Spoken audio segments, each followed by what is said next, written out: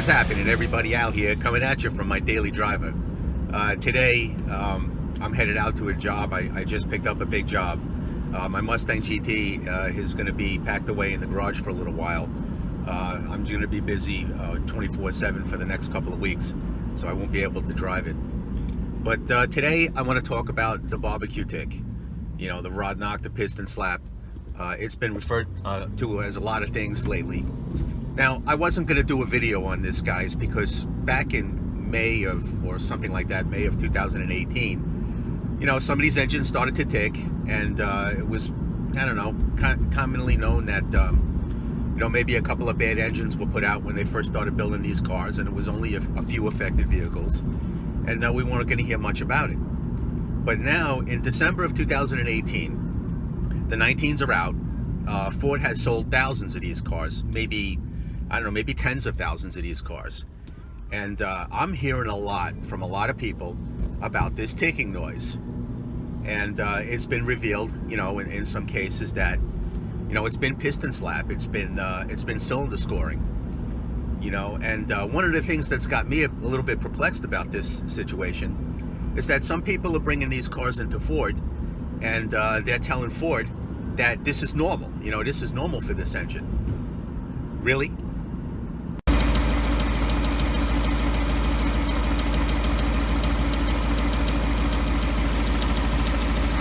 Doesn't sound normal to me. And I gotta tell you, if I brought my car into Ford ticking like that and they told me that it was normal, I'd be pretty upset.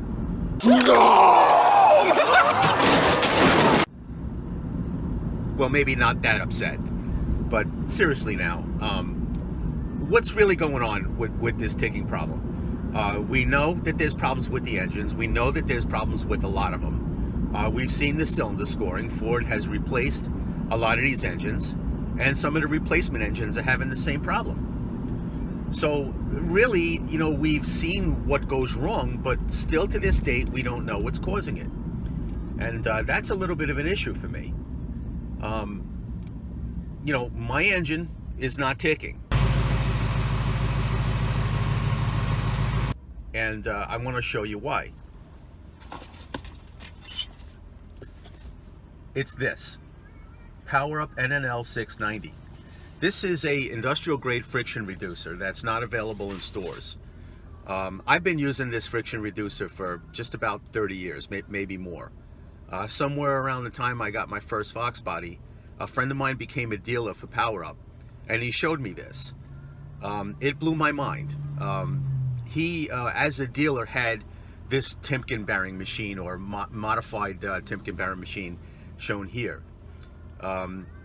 You know, in this PowerUp video, the instructor here shows you what happens with motor oil under friction conditions, high load conditions, and then he shows you, you know, what happens after you put in the PowerUp. So take a look here. This is what happens with just regular motor oil, Mobil 1 synthetic, and this is after putting in the PowerUp. Mobil 1 synthetic. Now listen, PowerUp. Can you hear it? The noise completely goes away. Now, I was fortunate enough way back in the 80s to have somebody illustrate this for me in front of my eyes, and it totally blew my mind. Putting PowerUp in the engine, well, it's kind of like this. Hey, observe. Whoa. Like magic. Guys, I've been using this product in every single vehicle that I've owned from 1985 on to today. I use it in my wife's car. I use it in my 2018 Whipple Charge Mustang. I use it in my daily driver.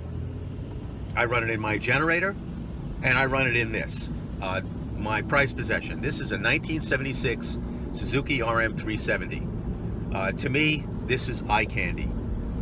For those of you who know what this bike represents, this was the first year that you know, manufacturers had to release a bike to the public that was a very close replica to the race bike. It was at this point that you could buy a bike right off the showroom floor, take it right to the track, and win races.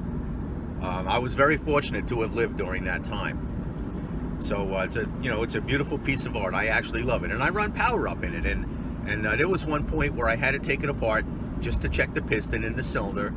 Everything checked out okay, so I coated everything with Power Up and put it back together.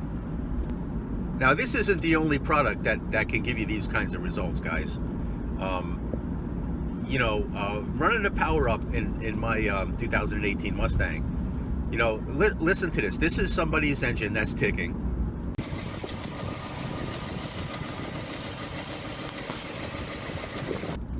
And this is my engine after the Power Up.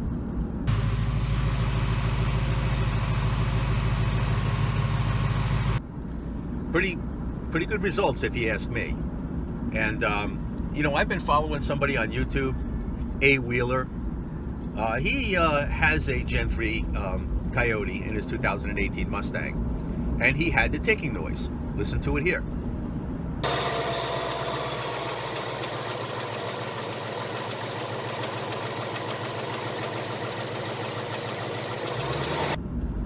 And after he added this product, Ceratec, okay, listen to his engine now.